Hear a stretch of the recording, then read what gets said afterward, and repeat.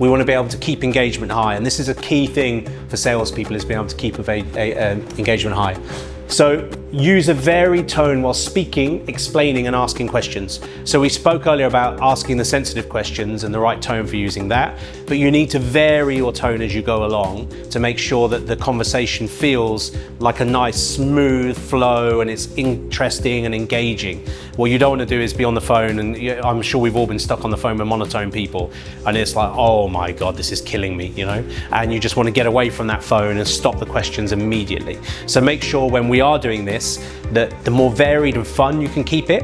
One of my best negotiators I ever had was able to get people to laugh on the phone. Like, she was doing it and they were laughing with her, and it was like, she just, the qualifications, the things people would tell her because they felt so engaged. So being able to vary your pitch, vary your tone, and vary your pace as you're going through your questions and explaining, especially the explaining bit.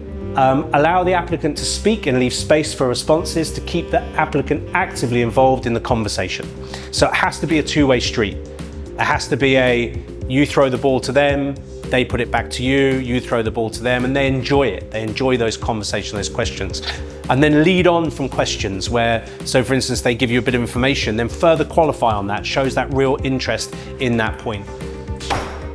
Make references to key facets of the client's search that link the property to being the solution. So rather than just rhyming off what it is, link it back to, you told me that this is what you want, and I'm thinking this, so that's why I'm thinking this one over here.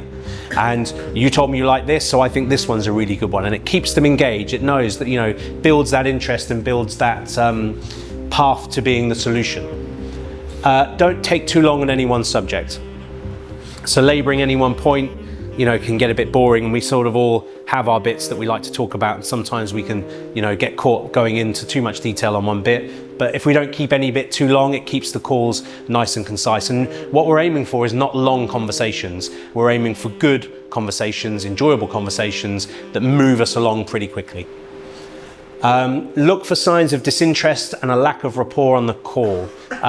So we mentioned about if you feel someone's getting a bit frustrated that you're asking too many questions, then being able to look and sense that without them telling you allows you to nip it in the bud and move it on, or change the subject, or bring up a new property, or move from what you're doing.